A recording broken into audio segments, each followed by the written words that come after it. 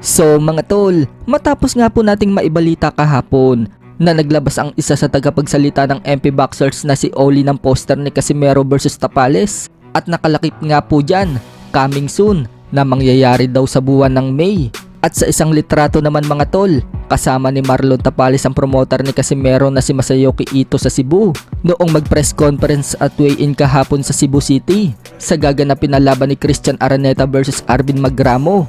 At mamaya na nga po magaganap ang laban na yan. At pagkatapos daw ng laban na yan, may pasabog daw mamaya. Yan daw ang Casimero versus Tapales. So mukhang matutuloy na nga talaga ang laban na yan. Napagalaman po kasi natin mga tol sa dalawang tao na nasa Cebu ngayon na kinabibilangan ng Omega Boxing Promotion na si Dodong Diego Bandido at Jerry Marcial na biyanan ni Nonito Donaire Jr. na may pasabog umanong mangyayari mamaya.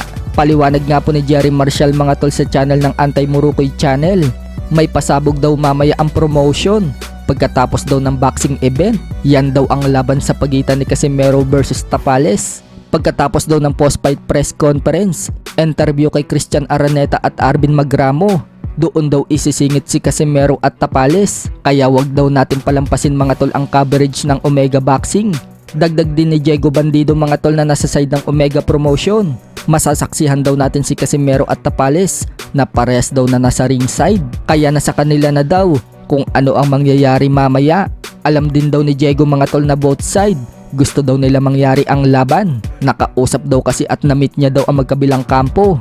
At pabor daw ang mga promoter na paglabanin daw si Casimero at Tapales. Kaya kaabang-abang yan mamaya mga tol.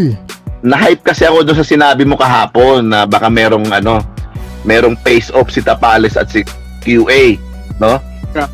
Yeah. So ngayon, when nakita ko na the promoter sent me a message na QA is arriving today sa Cebu. Sabi ko, what? Ang ganda nito. Kaya bigla ako napalive eh. Inside story lang, no?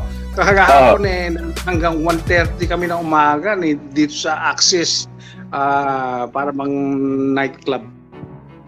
Nandun sila Ito, si JC Manangkil at it seems nag-uusap sila doon sa side. Pati si actually Tapales nandun. So apparently may pasabog sila riyan na now I'm not privy kung anong pasabog nila, basta sasabog daw. Okay.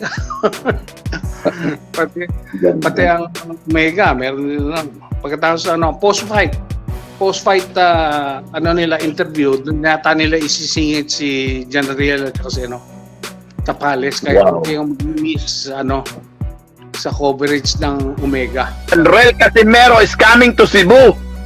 Yes, today. Yes! Definitely, this is gonna be big. Continue sir, Long Jigs. Wow. Yun masasaksihan nyo silang dalawa. They'll be ringside. Hindi ko alam kung anong mangyayari after. Nasa sa kanila na yan. Excited talaga. This is for the fans, Dong Jigs. Kasi matindi yung hype ngayon na alam mo yon, the people are so eager to see Tapales versus Casimero. Oh, are they? Nako, baka mangyari yan. With enough, fan more. Kasi, personally, alam ko from both sides, gusto nilang mangyari yan. Namit ko sila Nakausap ko. Wow. Silang, galing. Yung dalawang kampo, at least on the promoter side, gusto nilang mangyari yan. Sa kabilang banda naman mga tol, mukhang matutuloy na ang undisputed sa light heavyweight division sa pagitan ng dalawang kampiyon na si Unified Light Heavyweight World Champion Artur Beterbiev versus WBA Light Heavyweight World Champion Dimitri Bivol. Dahil may nasagap din tayong balita mga tol na dandil na umano ang laban ng dalawa at gaganapin daw yan sa June 1 sa Riyadh, Saudi Arabia. So dito natin makikita mga tol kung sino ang tunay na magaling sa light heavyweight. Si Dimitri Bivol ba na technical fighter o si Beterbiev na hard hitter? Samantala, sumabog din po ang balita kaninang madaling araw. Finalize na nga po ang laban ni Rolly Romero versus Isaac Pitbull Cruz, bata ng MP Promotion.